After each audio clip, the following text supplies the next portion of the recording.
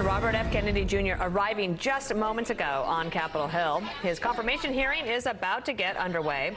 He's President Trump's pick for Health and Human Services Secretary, and we could see some fireworks. So we're here for it. Welcome to a brand new hour of America's Newsroom. I'm Dana Perino. Good morning to you. All right, minutes away. I'm Bill Hemmer. Good morning from New York. Senate Finance Committee members in Washington settling in now to question one of Trump's more vulnerable cabinet nominees. Both sides expected to press RFK Jr. on a range of issues, from his stance on vaccines and abortion to big pharma and chronic diseases in America. And Alexandria Hoff is live outside of this hearing room. And good morning, Alex. Good morning to you, Bill and Dana. Yeah, we just heard cheers erupt from inside of the hearing room as you're watching there live, as Robert F. Kennedy Jr. is going to be seated soon for the start of this hearing. This is before the Senate Finance Committee, and I've gotten some questions from people asking why the Finance Committee if this is a health position. That's because among the numerous agencies that HHS oversees, that includes the Centers for Medicare and Medicaid Services. That is a large portion of the budget. It looks like senators here getting in their places for the start of this hearing. But this is a colossal job, and these senators want to make sure that Robert F. Kennedy Jr. is ready to take this on. He certainly says he is. He wants to dispel what he calls misunderstandings when it comes to his positions. They want clarification from him today on vaccines, on abortion, and on some of the financials that he has incurred with the work he has done at law firms that have gone after vaccines makers. So there is a lot of that we're going to be hearing today, questioning on statements he's made in the past. That's part of the issue in some ways of being such a political celebrity, being a health celebrity, being somebody who is from such a prominent family. You have such a long history of things that you have stated in the public sphere. So we're expecting that there will be quotes brought up from years ago that these senators want to calm their nerves when it comes to Robert F. Kennedy Jr. But yeah, this is a colossal really agency when you look at HHS as a whole. $1.7 trillion. That is how much the budget is. 80,000 employees. That is what RFK Jr. would be overseeing if he is confirmed to this role. Now, this hearing today is the first of two, but this is the consequential one. This is the one that will allow him to advance in the confirmation process. Bill, Dana. Alex, thank you so much. Sure. And Axios political reporter Hans Nichols and Bill McGurn of the Wall Street Journal, Fox News contributor and columnist, of course, every Tuesday. Got to check it out. Guys, thanks for being here with us today. Bill McGurn, what are you watching for? The Wall Street Journal has been somewhat critical on the editorial page leading into this hearing. Yeah, I mean, our view is RFK is really a progressive activist. And if he were, a lot of people support him because they think he's going after the public health establishment that misled us during COVID. But what we worry about, he seems to be more focused on business and so forth.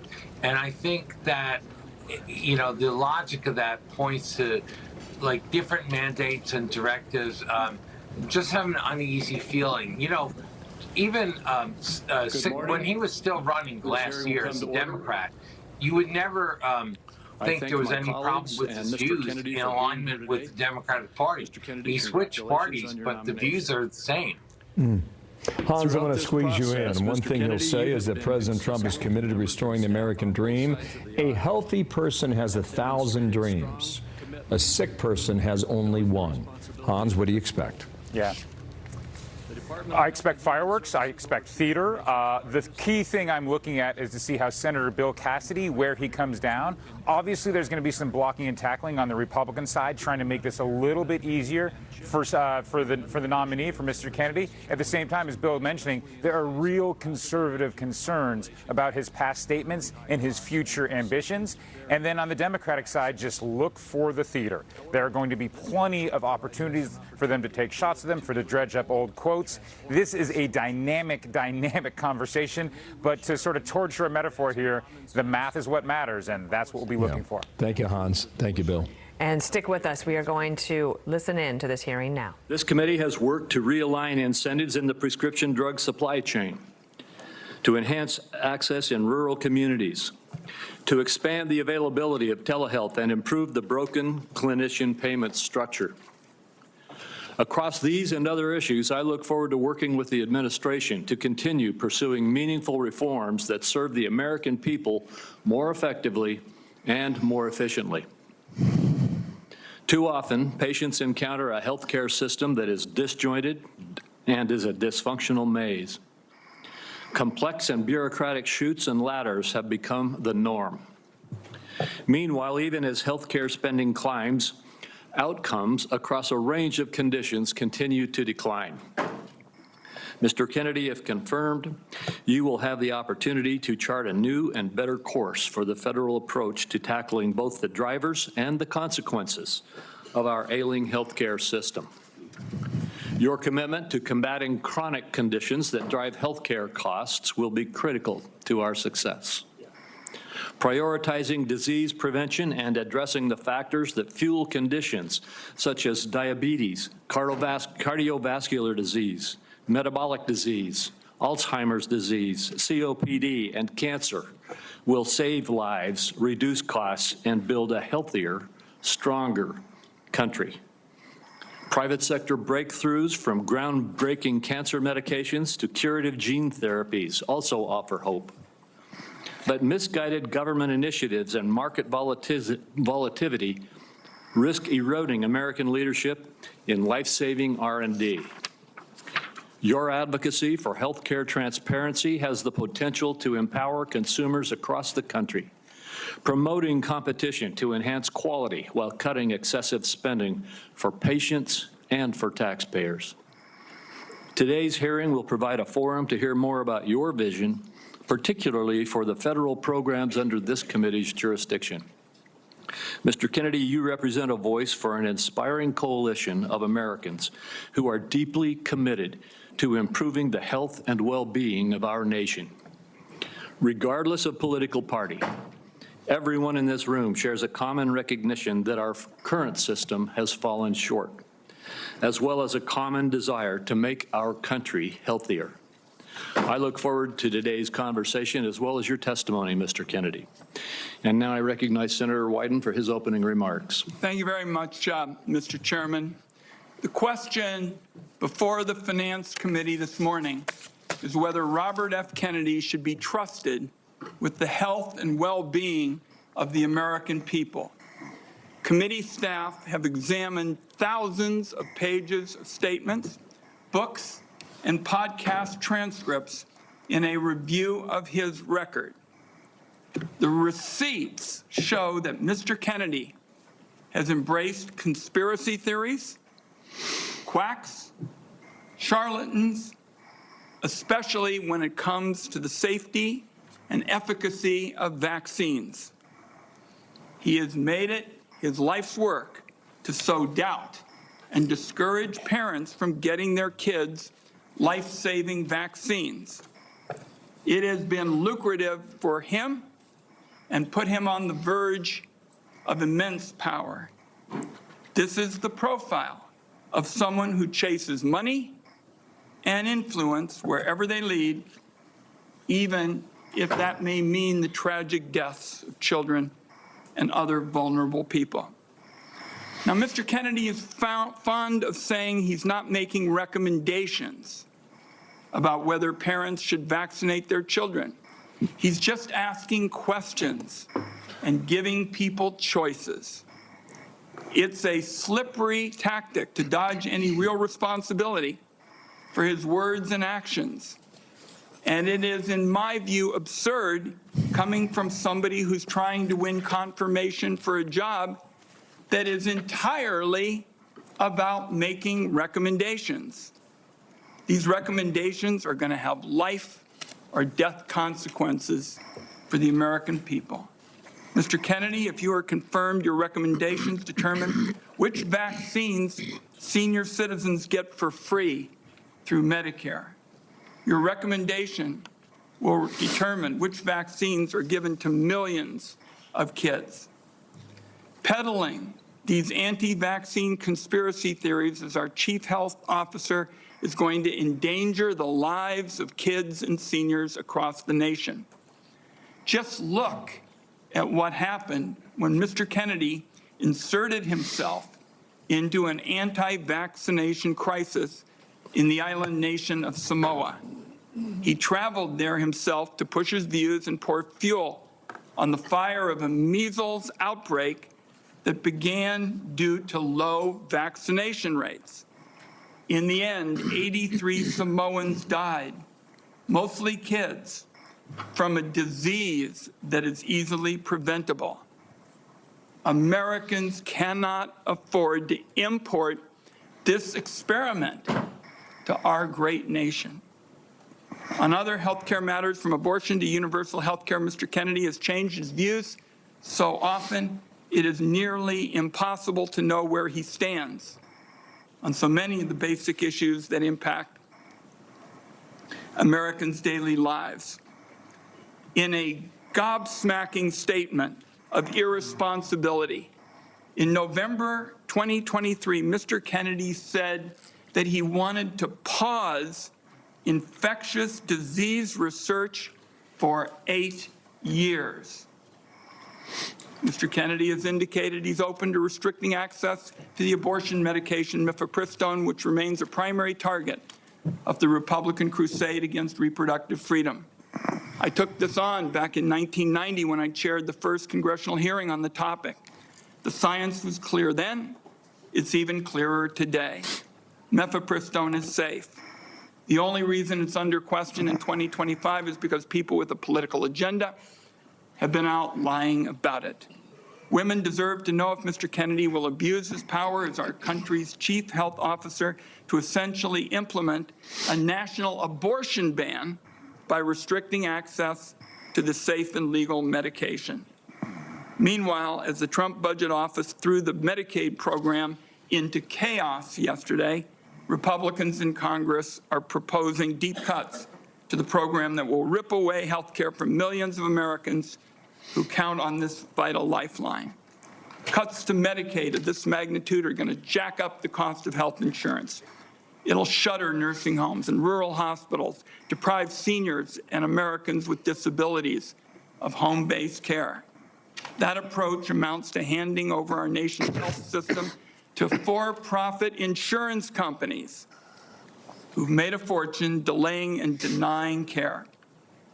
Mr. Kennedy has virtually no knowledge or experience in handling these issues. It leaves him unprepared to take on a crisis like the nation witnessed yesterday when the Trump budget office shut down the federal Medicaid payment portal. After a careful review of Robert F. Kennedy Jr.'s statements, actions, and views, materials that I have reviewed personally and closely, I've reached the conclusion that he should not be entrusted with the health and well-being of the American people. When he's taken every side of every issue, how can this committee and the American people believe he has anything to say? Let me close by saying I believe more strongly than ever, and I have specialized in healthcare during my time in public service, that we're a turning point with regard to healthcare in America. If there's one word to describe Americans' feelings towards the healthcare system, it's disillusioned. At every single turn, people feel like they're rolling a load of dice, loaded dice, when they try to get health care. Americans are justifiably angry, fed up, and tired of a system that puts profits over patients. Instead of debating meaningful ways to improve Americans' health care, now the committee is being forced to relitigate settled science about vaccines and whether or not the federal government should help Americans get affordable health care. I know where Democrats on this Finance Committee stand when it comes to an agenda to lower costs and improve care.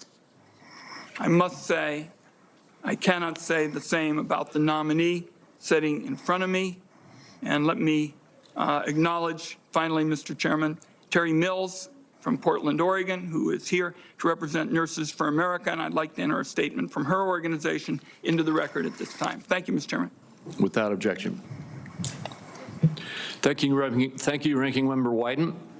Mr. Kennedy, in a few moments you will be given the opportunity to make your opening statement and respond to these attacks and other questions that the members of this committee have. I would say that with regard to the attack on Medicaid that we just heard, that was a false attack. It's been proven false overnight.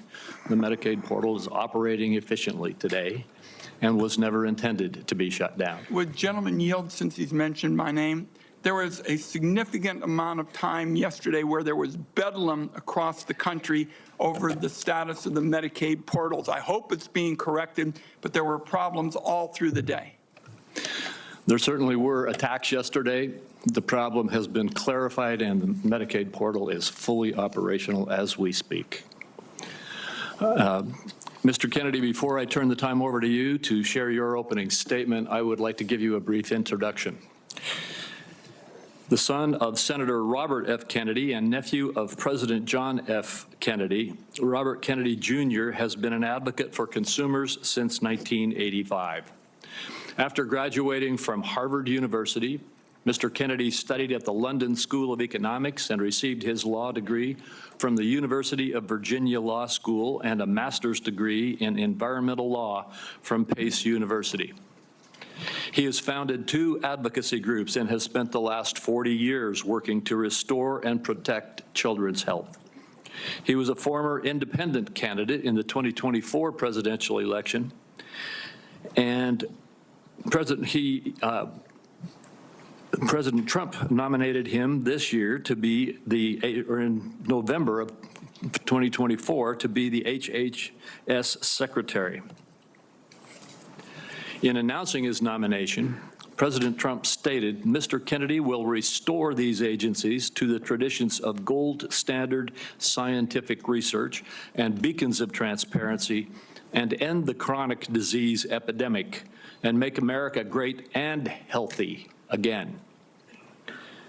Before you give your opening statement, Mr. Kennedy, I have 4 obligatory questions that we ask all nominees before this committee. First, is there anything that you are aware of in your background that might present a conflict of interest with the duties of the office to which you have been nominated? All right. No, Mr. Chairman. Thank you. Do you know of any reason, personal or otherwise, that would in any way prevent you from fully and honorably discharging the responsibilities of the office to which you have been nominated? No, I do not. Do you agree without reservation to respond to any reasonable summons to appear and testify before any duly constituted committee of Congress if you are confirmed? Yes, I do. And finally, do you commit to providing a prompt response in writing to any questions addressed to you by any senator of this committee? Yes, I do. Thank you, Mr. Kennedy. And before you begin, if you would like to, you may introduce your wife and children. Yes. My wife, Cheryl Hines, is here. My daughter, Kit Kennedy, my son, Bobby Kennedy, his wife, Amaryllis Fox Kennedy, and my nephew, Jackson Hines, is here, too. We welcome you all. Thank you. You may proceed with your statement. Thank you, Mr. Chairman. Chairman Crapo, Ranking Member Wyden, and members of this distinguished committee, I'm humbled to be sitting here today as President Trump's nominee to oversee the U.S. Department of Health and Human Services. I want to thank President Trump for entrusting me to deliver on his promise to make America healthy again. I also want to thank Cheryl and Kik and Bobby and all of my other children who are here today and all the many members of my large extended family for the love that they have so generously shared. Ours has always been a family that has been involved in public service, and I look forward to continuing that tradition. My journey into the issue of health began with my career as an environmental attorney, working with hunters and fishermen and mothers in the small town in the Hudson Valley and along the Hudson River. I learned very early on that human health and environmental injuries are intertwined. The same chemicals that kill fish make people sick also. Today, Americans' overall health is in grievous condition. Over 70% of adults and a third of children are overweight or obese. Diabetes is 10 times more prevalent than it was during the 1960s. Cancer among young people is rising by 1 or 2% a year. Autoimmune diseases, neurodevelopmental disorders, Alzheimer's, asthma, ADHD.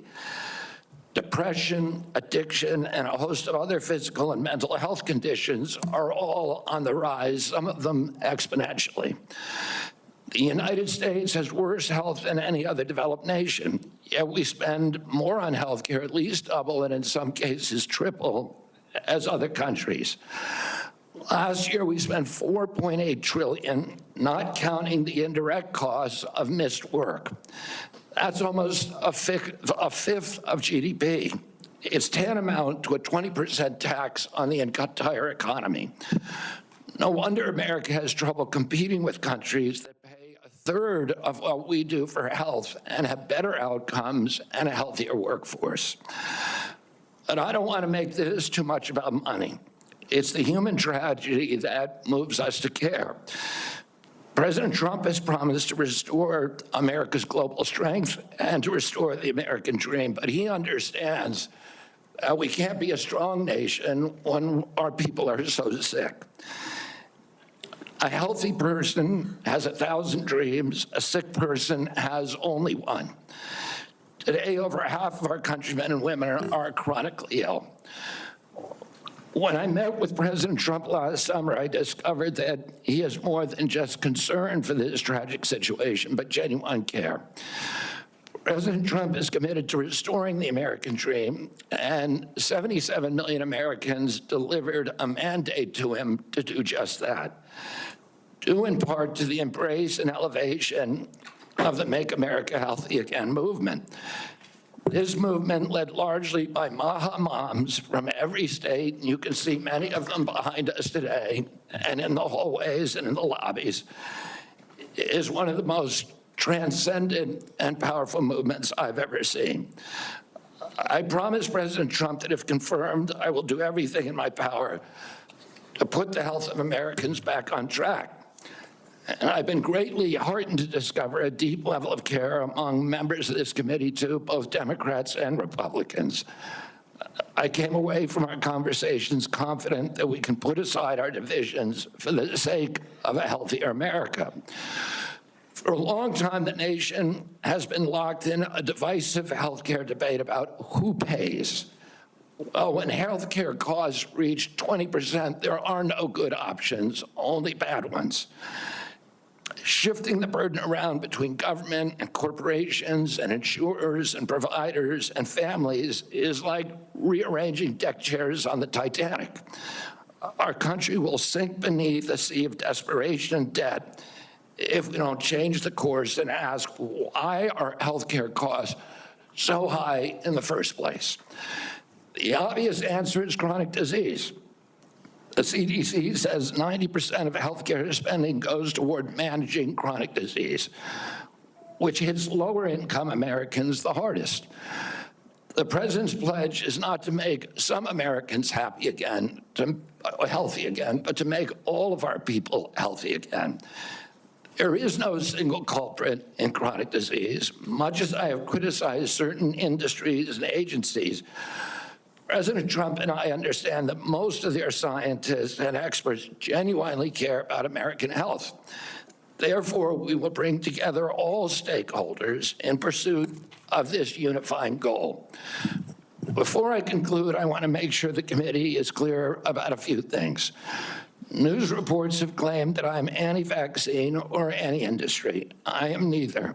I am pro-safety.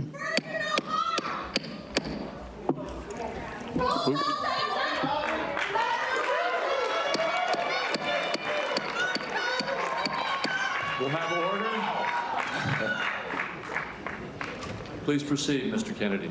I am pro-safety. I worked for years to raise awareness about the mercury and toxic chemicals in fish, and nobody called me anti-fish.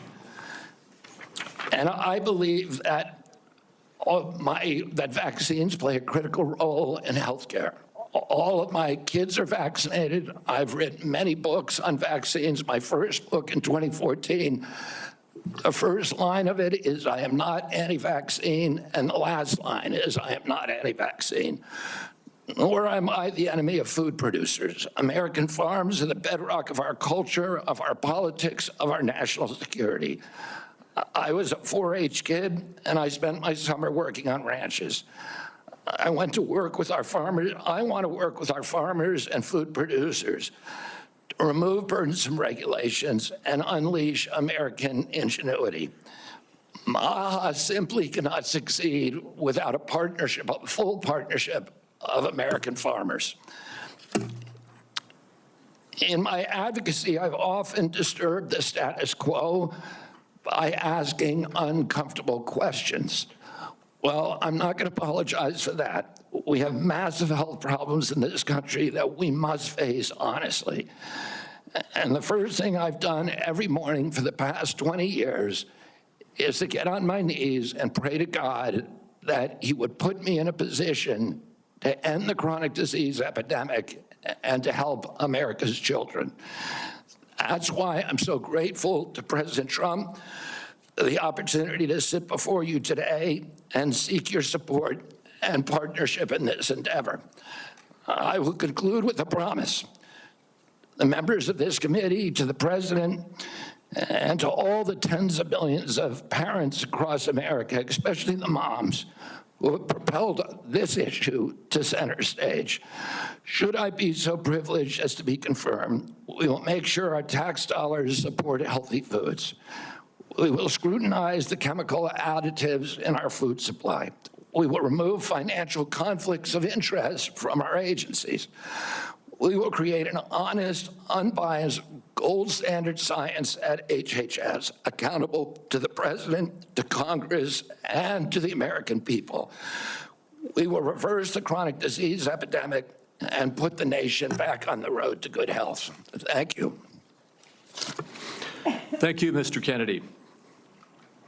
Mr. Kennedy, I will begin. Each of us will have 5 minutes to ask you questions, and then at the conclusion of the hearing, if there are further questions, there will be an opportunity for those questions to be submitted to you, and I ask that you respond to them promptly. Mr. Kennedy, you have emphasized the importance of nutrition in preventing and managing chronic disease, improving health outcomes, and reducing health costs. I share your interest in the relationship between our diet and our well-being. And if confirmed, I look forward to partnering with you on those efforts. Would you share with the committee why you are passionate about the nutrition-oriented disease prevention and what you have learned? Yes, Mr. Chairman. I had 11 brothers and sisters. I had dozens of first cousins. I was raised in a time where we did not have a chronic disease epidemic. When my uncle was president, 2% of American kids had chronic disease. Today, 66% have chronic disease. We spend zero on chronic disease during the Kennedy administration. Today, we spend $4.3 trillion a year. With 77% of our kids cannot qualify for military service. When I was a kid, the typical pediatrician would see one case of diabetes in his or her lifetime, 40 or 50-year career. Today, 1 out of every 3 kids who walks through her office door is diabetic or pre-diabetic. And the most recent data from NIH shows 38% of teens are diabetic or pre-diabetic. Autism rates have gone from 1 in 10,000 to 1 in 1,500, depending on what studies you look at. In my generation today, 70-year-old men, 1 in 34 in my kids' generation. We've seen this explosion of autoimmune disease, of allergic diseases. This is not just an economic issue. It's not just a national security issue. It is a spiritual issue, and it is a moral issue. We cannot live up to our role as an exemplary nation, as a moral authority around the world, and we're writing off an entire generation of kids. Thank you very much. And if confirmed, how could we work together to integrate nutrition-based interventions into our healthcare programs like Medicaid and Medicare? Well, there are many ways that we can do that. The federal funding of the SNAP program, for example, and of school lunch programs could be a driver for helping kids. We shouldn't be giving 60% of the kids in school processed food that is making them sick. We shouldn't be spending 10% of the SNAP program on sugar drinks. So we have a direct ability to change things there. We also, in Medicaid and Medicare, we need to focus more on outcome-based medicine, on putting people in charge of their own health care, of making them accountable for their own health care so they understand the relationship between eating and getting sick. Most importantly, we need to deploy NIH and FDA to doing the research to understand the relationship between these different food additives and chronic disease so that Americans understand it and make sure that Americans are aware of it. I don't want to take food away from anybody. If you like a cheeseburger, a McDonald's cheeseburger, a Diet Coke, which my boss loves, and you should be able to get them. If you want to eat Hostess Twinkies, you should be able to do that. But you should know what the impacts are on your family and on your health. Thank you. Senator Wyden. Thank you very much, Mr. Chairman. Before I begin my questions, I'd like to start by entering into the record a letter the committee received from Ambassador Carolyn Kennedy outlining what she believes is Mr. Kennedy's lack of personal fitness for the office. Without objection. Mr. Kennedy, you have spent years pushing conflicting stories about vaccines. You say one thing and then you say another. In your testimony today under oath, you denied that you were anti-vaccine. But during a podcast interview in July of 2023, you said, quote, "No vaccine is safe and effective." In your testimony today, in order to prove you're not anti-vax, you note that all your kids are vaccinated. But in a podcast in 2020, you said, and I quote, "You would do anything, pay anything to go back in time and not vaccinate your kids." Mr. Kennedy, all of these things cannot be true. So, are you lying to Congress today when you say you are pro-vaccine? Or did you lie on all those podcasts? We have all of this on tape, by the way. Yeah, Senator, as you know, because it's been repeatedly debunked, that statement that I made on the Lex Friedman podcast was a fragment of the statement. He asked me, and anybody who actually goes and looks at that podcast and will see this, he asked me, are there vaccines that are safe and effective? And I said to him, some of the live virus vaccines are. And I said, there are no vaccines that are safe and effective, and I was going to continue for every person. Every medicine has people who are sensitive to them, including vaccines. Right, so he interrupted me at that point. I've corrected it many times, including on national TV. You know about this, Senator Wyden, so bringing this up right now is dishonest. let's be clear about what you've actually done then, since you want to deny your statements. For example, you have a history of trying to take vaccines away from people. In May of 2021, you petitioned the Food and Drug Administration to not only block Americans from having access to the COVID vaccine, but to prevent any future access to the life-saving vaccine. Are you denying that? Your name is on the petition. We brought that petition after CDC recommended the COVID vaccine without any scientific basis for 6-year-old children. Most experts agree today, even the people who did it back then, that COVID vaccines are inappropriate for 6-year-old children who basically have a zero risk from COVID. That's why I brought that lawsuit. I don't want to, I want to emphasize Mr. Kennedy, the facts.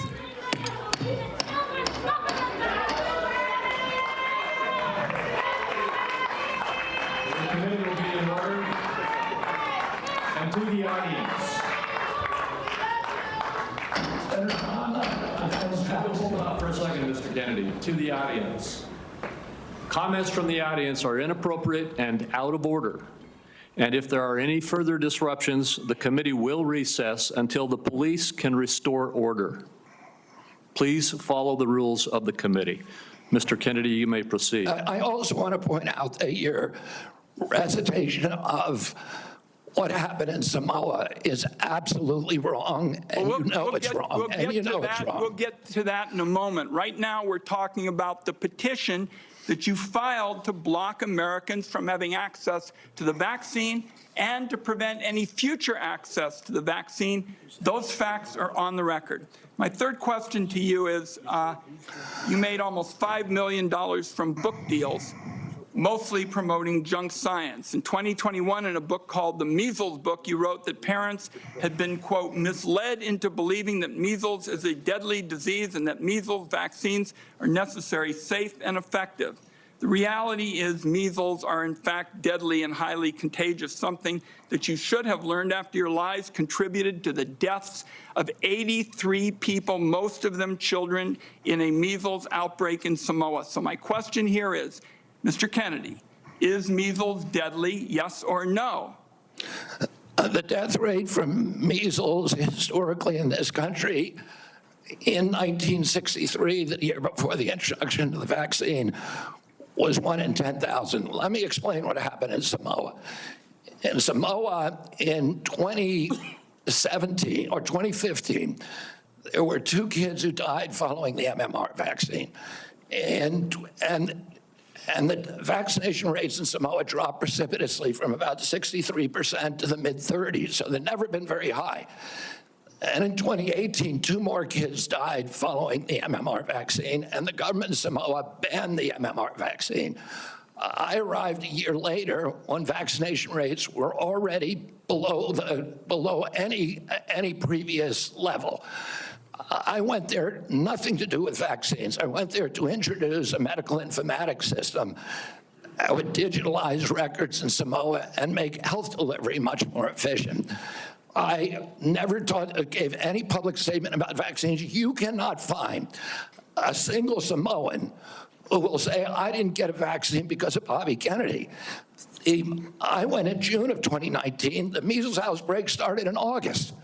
Oh, clearly I had nothing to do with the measles. Not only that, Mr. Kennedy, Senator, not only that, if you let me finish, Senator. You have had some time. If you let me finish, Senator, if you let me finish, there are 83 people died. When the tissue samples were sent to New Zealand, most of those people did not have measles. We don't know what was killing them. The same outbreak occurred in Tonga and Fiji, and no extra people died. There were 7 measles outbreaks in the 13 years prior to my arrival. I just would like to get my time back. The nominee wrote a book saying that people had been misled into believing that measles is a deadly disease. He's trying now to play down his role in Samoa. That's not what the parents say. That's not what Governor Green says. It's time to make sure that we blow the whistle on actually what your views are. At least we're starting. We need to move Senator, on. I support the measles vaccine. I support the polio vaccine. I will do nothing as HHS secretary that makes it difficult or discourages people from taking either of those Anybody vaccines. who believes that ought to look at the measles book you wrote saying parents have been misled into believing that measles is a deadly disease. That's not true. We need to move on. Senator Grassley. Welcome. I'm going to do like I did in my office. I'm just going to make some points to you. I got about 7 I want to quickly get done. And then at the end, I'm going to ask if you disagree with anything I say, and then address those things you disagree with. I'll make sure I save time for you to do that. A key responsibility of each member of Congress is oversight. Oversight allows us to hold bureaucrats accountable to the rule of law, and it helps keep faith with taxpayers.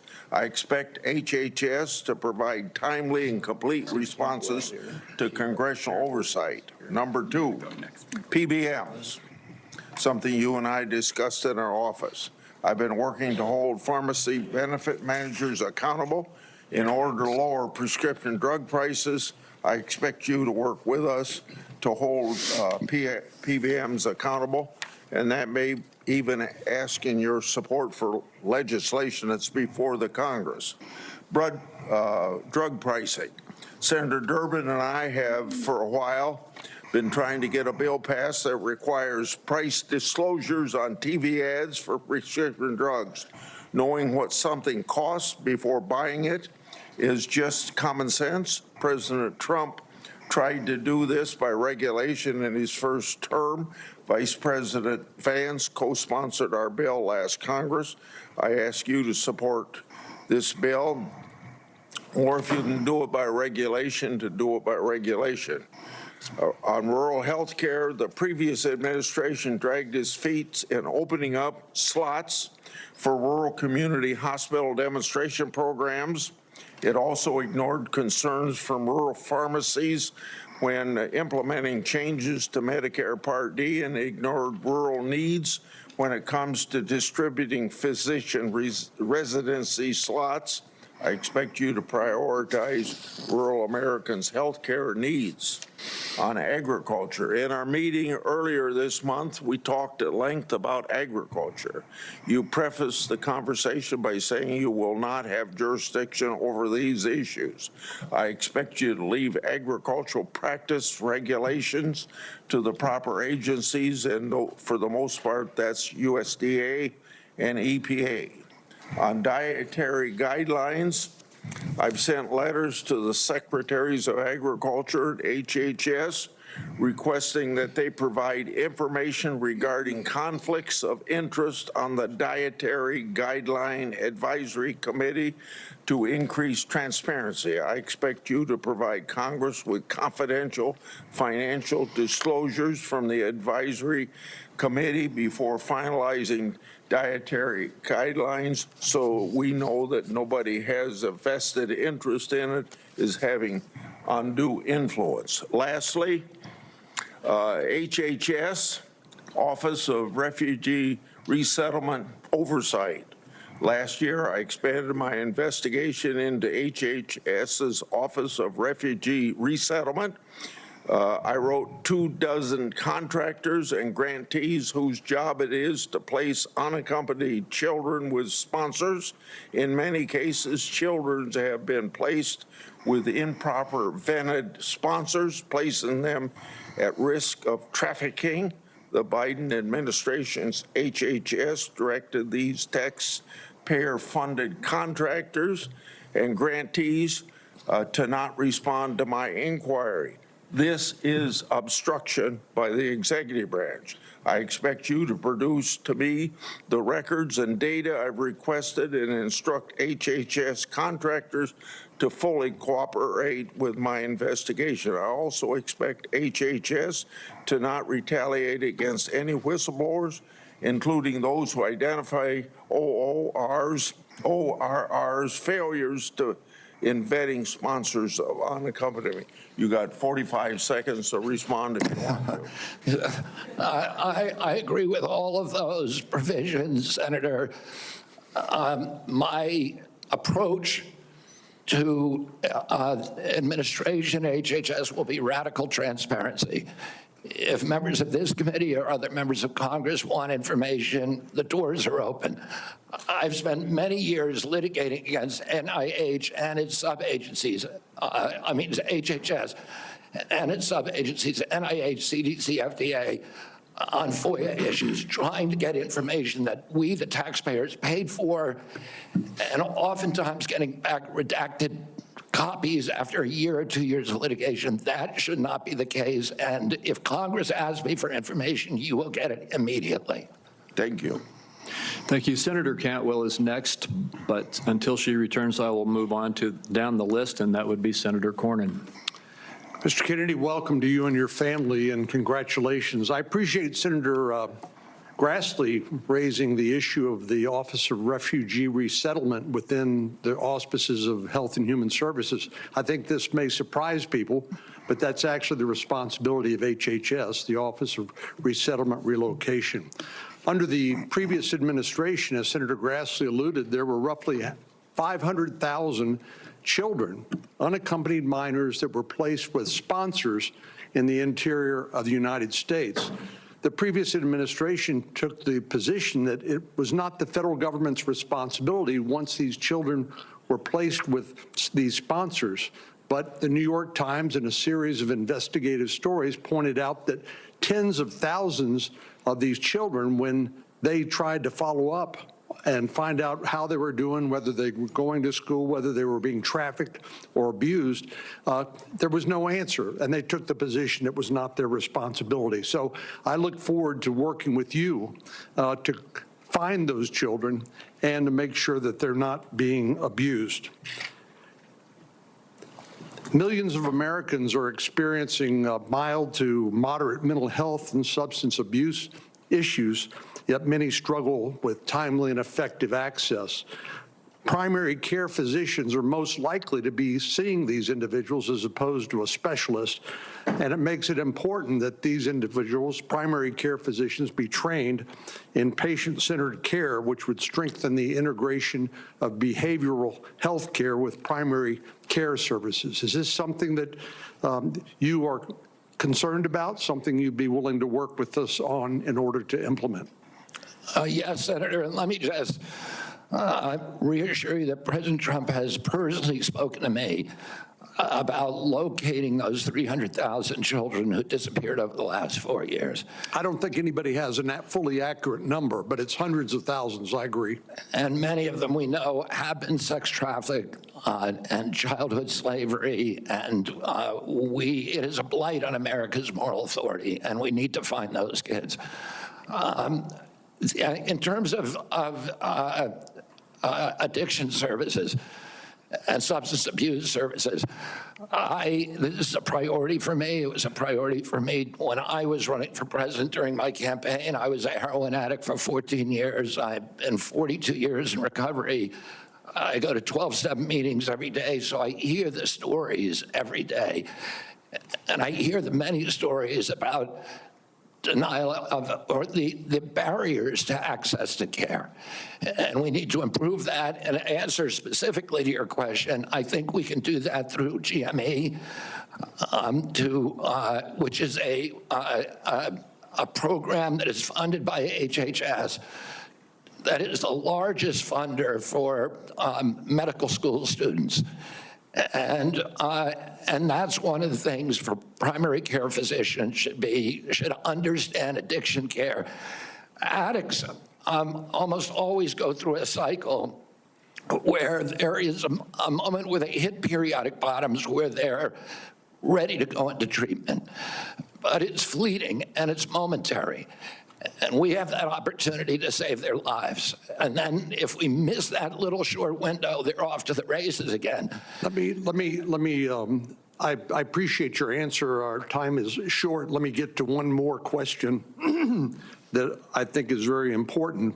Under the first Trump administration, the number of people receiving HIV treatment in Africa through the President's Emergency Plan for AIDS Relief, otherwise known as PEPFAR, it increased, this is during the first Trump administration, from 13 million people to 18 million people across 50 countries, primarily in Africa.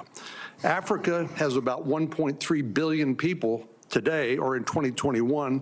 It's projected to have 2.5 billion people by 2050, or 25% of the global population.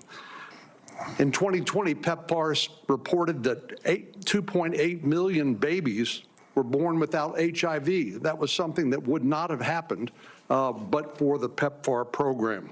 So it has simply been one of the most successful public health programs in the world and saved approximately 26 million lives. Failure to continue this program, in my view, would risk ceding that leadership to adversaries like China.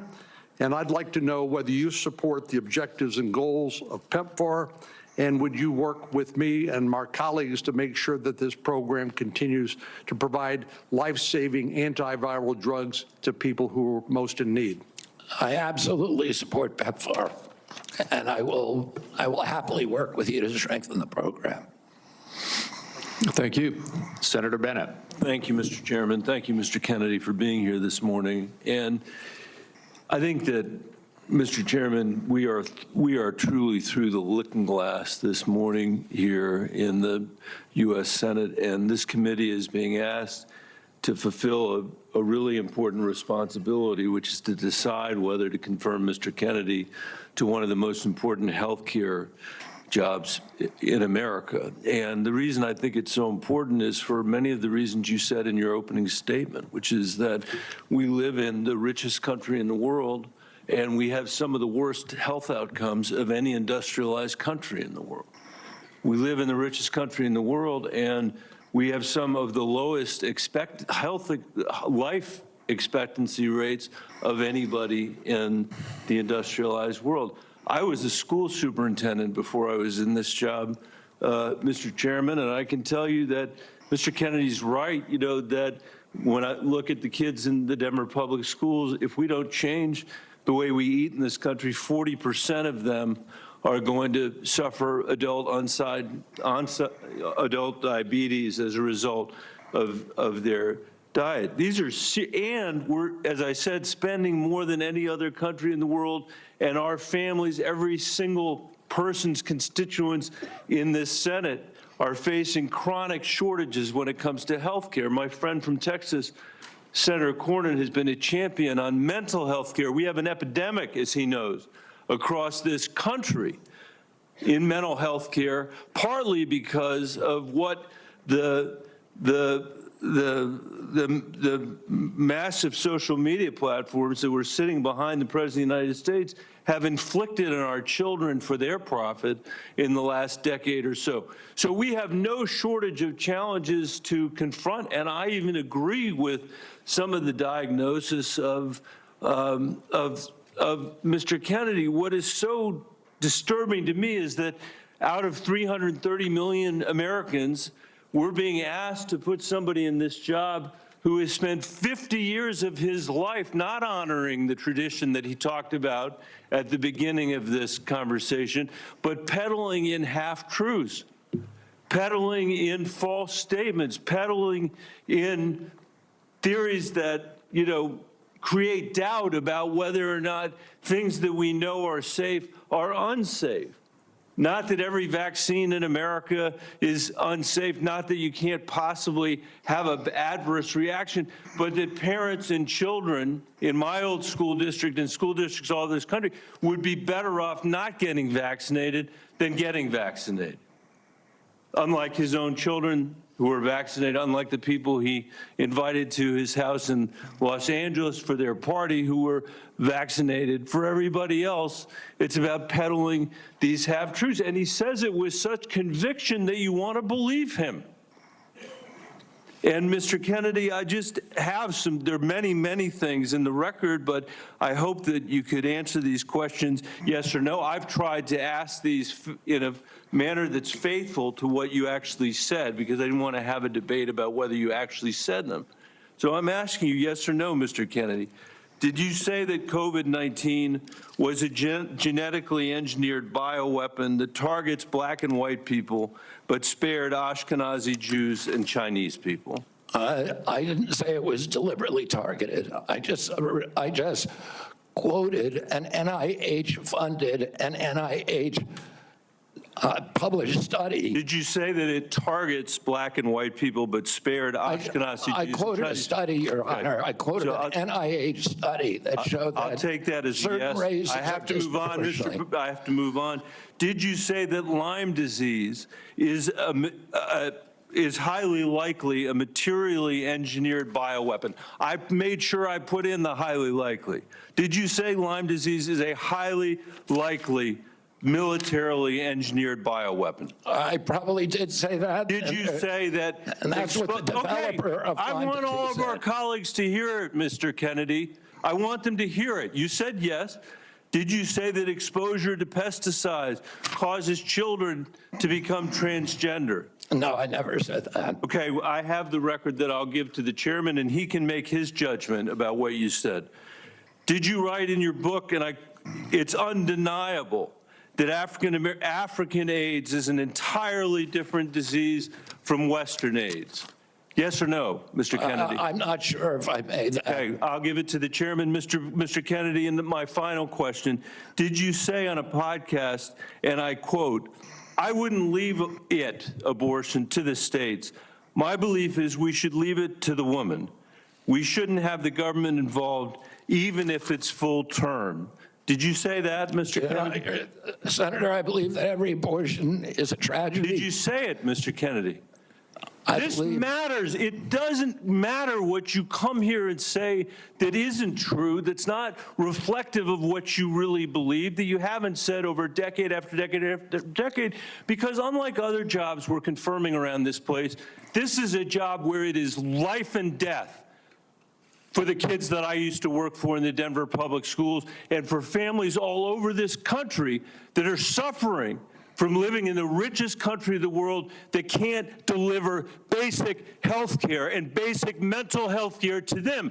It's too important for the games that you're playing, Mr. Kennedy. And I hope my colleagues will say to the president, I have no influence over him. I hope my colleagues will say to the president, out of 330 million Americans, we can do better than this. Thank you. We need to move on. Senator Cassidy. Mr. Kennedy, President Trump has sworn to protect Medicare. Republicans are exploring reforms to Medicaid that could help pay for Trump administration priorities. With this context, what will you do about dual eligibles? About dual eligibles. Well, dual eligibles are not right now served very well under the system. Those are people who are eligible for both Medicaid and Medicare. I suppose my answer to that is to make sure that the programs are consolidated, that they're integrated, and the care is integrated. I look forward to working with you, Dr. Cassidy, on making sure that we take good care of people who are dual eligible. And how do you propose that we integrate those programs? Does Medicare pay more, Medicare pay less, Medicaid pay more, Medicaid pay less? How do we do that? Well, I'm not exactly sure because I'm not in there. I mean, it is difficult to integrate them because Medicare is under fee-for-service. It's paid for by employer taxes. Medicaid is fully paid for by the federal government, and it's not fee-for-service. So. I do not know the answer to that. I look forward to exploring options with you. Republicans, again, are looking at ways to potentially reform Medicaid to help, pay for President Trump's priorities, but to improve outcomes. What thoughts do you have regarding Medicaid reform? Well, Medicaid is not working for Americans, and it's specifically not working or the target population. Most Americans like myself, I'm on Medicare Advantage, and I'm very happy with it. Most people who are on Medicaid are not happy. The premiums are too high, the deductibles are too high, the networks are narrow, the best doctors will not accept it in the best hospitals. And particularly, Medicaid was originally designed for a target population, the poorest Americans. It's now been dramatically expanded, and the irony of the expansion is that the poorest Americans are now being robbed. Their services have dramatically decreased, even though we've increased the price of Medicare by 60% over the last 4 years. The target population is being robbed. With that figure out other options. Obviously, you've thought about that, and I appreciate that. What reforms do you recommend, again, that would improve services, I suppose, but also make it more cost efficient? Well, President Trump has given me the charge of improving quality of care and lowering the price of care for all Americans.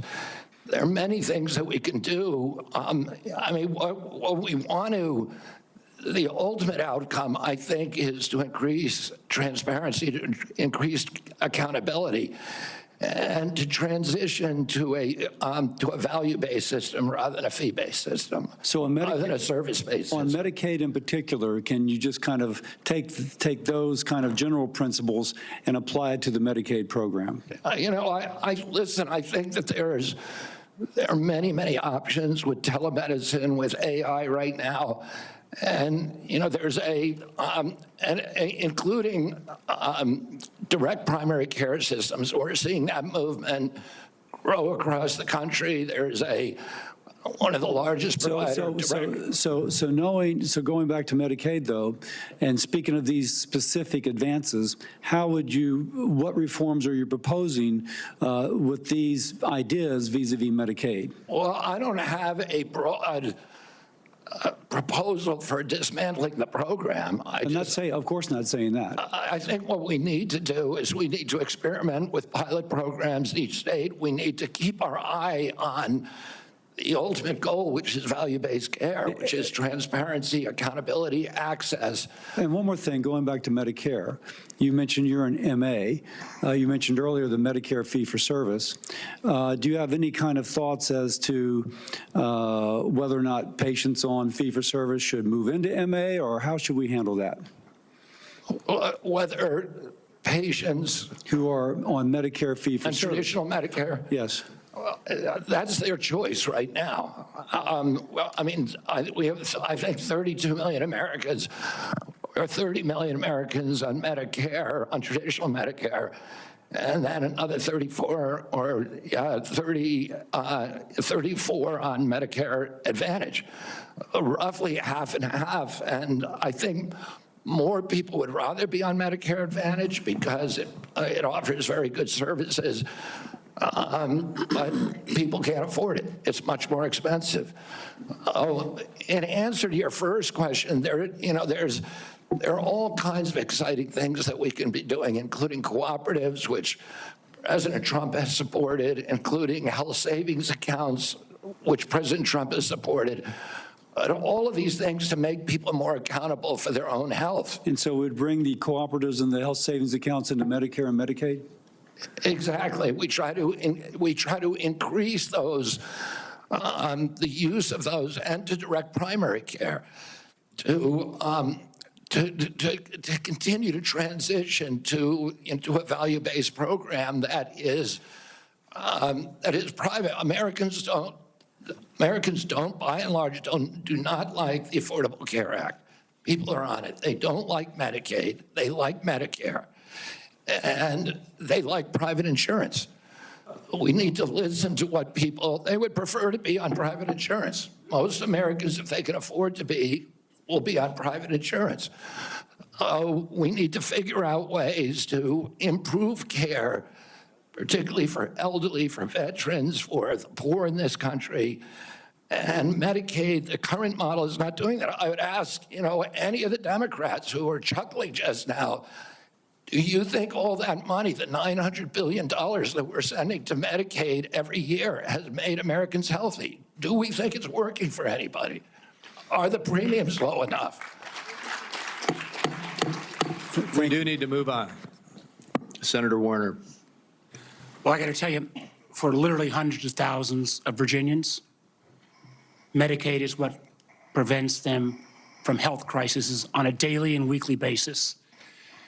And some imaginary new plan, and if there was a new plan that was to be the basis of what Trump was going to do in repealing Obamacare, I would have thought by now we'd have seen it. I got to tell you, listen, Senator, can I reply to that? Senator, Mr. Kennedy, I got questions. I appreciate our visit. I know you take your views seriously, and I don't reflexively vote. I voted for 4 of President Trump's nominees already. Got a lot of grief from folks on this panel. But I got to tell you, I saw an email that you put out Monday night, or your campaign did, in a fundraising email. Your presidential campaign celebrated that the freeze on all new regulations, guidance, and announcements is a way to protect unelected bureaucrats from further undermining our health freedom. Then you ask your donors to help pay for your campaign debt. Did your campaign and you put out that? I don't think my campaign exists anymore. All right, well, listen, I got to tell you this. Somebody's out there soliciting money for it. Maybe you ought to find out who is. So the fact that you celebrate this freeze, do you think that was a good idea to put all of this on hold for 90 days, funding and any kind of further work, NIH research? As Chairman Crapo pointed What out. do you, I'm not asking for, I love Mike Crapo. I'm asking you. You're up very, very important position. As he pointed out, Senator, the portals that were closed were not closed as a result of the Trump Let me just tell you, I'd like you to purposeful explain, excuse me, policy. sir, I'd like you to explain to a domestic violence center in Richmond that's saying because this freeze, they may have to close down, where those battered women to go. Or a rural nonprofit I've got in the Shenandoah Valley who's saying that freeze is going to potentially shut down their ability to operate. So I guess if you deny or don't know what your campaign's sending on, you don't know if you raised a lot of money Monday night. I'm saying that the Trump administration You don't know if you raised a lot of money. The Trump administration has made clear that it does not want to freeze benefits for any Americans under Medicaid or Medicare, and I do not want to dismantle Medicaid. The freeze is affecting beyond Medicare and Social Security. I would hope you would have known that to be able to answer some of this. Now, you've said publicly you want to immediately get rid of 600 NIH workers on job one, on day one. When we had our meeting, you said you'd actually like to get rid of 2,200 people from HHS. Which offices are you going to start cutting and riffing these 2,200 workers from? Senator, there's 200 political appointees that are changed during every administration. So if you got rid of those 200 political appointees, you're not going to replace them with your political appointees? Well, President Biden this year changed 3,000 employees at HHS. 3,750 at NIH. You're 2,200. What departments are you going to pick them from? Well, the same as President Biden did when he changed 3,000 out. Let me just, I'm down to a minute 30. The chairman's been generous with colleagues on both sides. I may have to go a couple minutes over. But let me just say, so let's just answer. This would be, I hope, since you're asking to become the top healthcare official in the United States in terms of HHS, huge ramifications, and part of this job is to be the senior advisor to the president on health issues. So when we're looking at this purge and we're looking at laying off workers, when we're looking at potentially the president's illegal offer to try to buy out federal employees, which I would say to any federal employees, think twice. Has this individual in his business world ever fulfilled his contracts or obligations to any workers in the past? But if you are in this position, will you pledge that you will not fire federal employees who work on food safety, work on trying to preventing things like salmonella? Senator, there are 91,000 employees. So that, I take that as a, that's a simple yes, and I'm going to take that as a no. Run that agency I take that as a no. rid of- Will you actually? We talked about protecting Americans from cyber criminals. Something we need to do a lot more on. Will you commit not to fire anyone in the health arena who currently works on protecting Americans from cyber attacks in their healthcare files? I will commit to not firing anybody who's doing their job. Based on your opinion, based upon your opinion, or your political agenda, or Mr. Trump's political agenda? Based upon my opinion. I guess that means a lot of the folks who've had any type of views on vaccines will be out of work. Will you freeze grant funding for community health centers?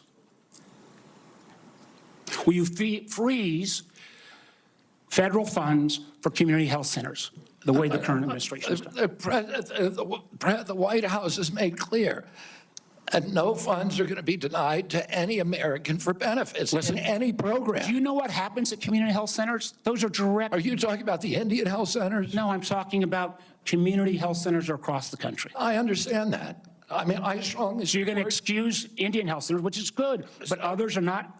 They're going to get their funds frozen. I strongly support community health centers, as does the president. So does that mean you're not going to freeze the funding that is currently frozen? The White House has made clear that none of that funding is supposed to be frozen. Sir, the direct payments are different than how the government operates.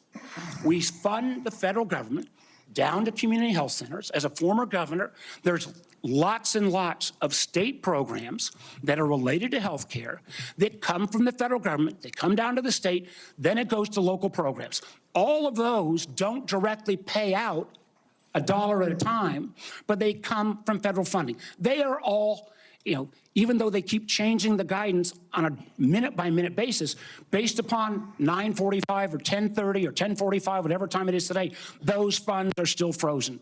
Sir, I just honestly, I want to give you a fair shot, but I don't feel like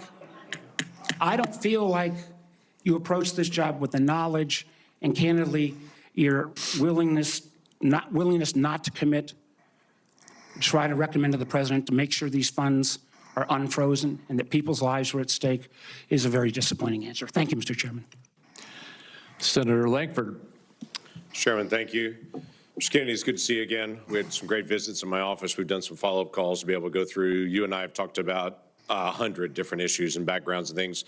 You've been able to address a lot of them today and just different questions to be able to clear up social media rumors and the things that are out there on it. So I do appreciate that. We've talked about pharmacy benefit managers. We've talked about the nursing home rule the Biden administration put down. We talked about your views on agriculture and commercial and row crop agriculture. We've talked about food issues, and you made it very, very clear. You're not going to tell Americans what to eat, but you do want Americans to know what they're eating. And I think that's a pretty fair perspective on that. I do want to talk to you about some areas that you and I have talked about as well. We have some disagreements, you and I, on the issue of life and when life begins on that. You've been very outspoken on that, and we've had some good opportunities to be able to talk about that. Title 10 is specifically in the HHS area. This has been an area that has been interpreted for a long time, and President Trump in the first administration interpreted that rule to say that his administration will prohibit the performance, referral for, or promotion of abortion as a part of the Title 10 program. That he made that very clear in the first administration. Obviously, that's his decision to make again on that, on how he wants to handle that, and he's made a lot of public statements on that. The Biden administration not only reversed that, not only rescinded that rule, but they went one step the other direction. In my state in Oklahoma, as you and I have talked about, the Biden administration cut off funding to the state of Oklahoma for AIDS testing, for breast cancer screening, and for other areas of poverty health care because my state didn't promote abortion. It wouldn't provide. If my state wouldn't promote abortion in the state, we got cut off for federal funds for AIDS testing and for other things. My simple question to you is, how are you going to handle Title 10 on that? I saw how President Biden handled that in the punitive measures that came on my state for those that are in rural health care. How are you going to handle Title 10? I'm going to support President Trump's policies on Title 10. I agree with President Trump that every abortion is a tragedy. I agree with him that we cannot be a moral nation if we have 1.2 million abortions a year. I agree with him that the states should control abortion. President Trump has told me that he wants to end late-term abortions, and he wants to protect conscience exemptions, and that he wants to end federal funding for abortions here or abroad. That's Title 10. I serve at the pleasure of the president. I'm going to implement his policies. Thank you for that. President Biden, when he came in, immediately closed down the Office of Civil Rights and Conscience Protections within HHS. There's a statement that's come out recently that he's going to reopen that office again to be able to protect the civil rights of Americans. One of the things that Javier Becerra did immediately when he came into HHS was conscience protections for medical professionals that were being compelled against their conscience to perform medical procedures that violated their conscience. Javier Becerra stepped in immediately into HHS and withdrew that and said, no, the federal government will tell you what you believe about these issues. You don't have conscience protections anymore, and refuse to protect those folks. Will you step in and say that healthcare individuals have the right of conscience again, as the federal law allows? Yeah, I mean, the first thing that occurs to me when you ask that question is, what patient would want somebody doing a surgery on them that, believes that the surgery is against their conscience being forced to perform that? I don't know anybody who would want to have a doctor performing a surgery that the doctor is morally opposed to. Listen, I came from a family that was split on life and choice. I have cousins today who believe that abortion at any stage is equivalent to homicide. Now, there are other people who believe the opposite. But the good thing in my family that I really loved is that we were able to have those conversations and respect each other. And I wish that we could do that nationally. And, if forcing somebody to participate in a medical procedure as a provider that they believe is murder does not make any sense to me. We need to welcome diversity in this country. We need to respect diversity. And we need to respect each other when we have different opinions and not force our opinions on other people. Yeah, thank you for that. The FDA, under the Biden administration, changed the rules for the chemical abortion drug and said you no longer need to see a physician. So if you have an ectopic pregnancy or all kinds of, don't even go anymore to see a physician. But they also changed an area that has been, something that's been very particular, you've talked about a lot, and that's transparency. They changed the position and said, don't tell us if there's a side effect on this drug unless she dies. But other than that, don't tell us anymore. Literally, don't give transparent information to the American people or to the women who take this drug anymore. We don't want that reported. My question to you is, will FDA move to be able to actually give transparency to the American people and to say, this drug is no different than any other drug. We're not going to protect it just because it's political for some folks. People should know side effects on this drug, and there should be reporting. Yeah, I mean, it's against everything we believe in this country that patients or doctors should not be reporting adverse events. We need to know what adverse events are. We need to understand the safety of every drug, mifepristone and every other drug. And President Trump has made it clear to me that one of the things, he is not taking a position yet on mifepristone, a detailed position, but he's made it clear to me that he wants me to look at safety issues. And I'll ask NIH and FDA to do that. Thank you. Senator Whitehouse. Thank you, Chairman.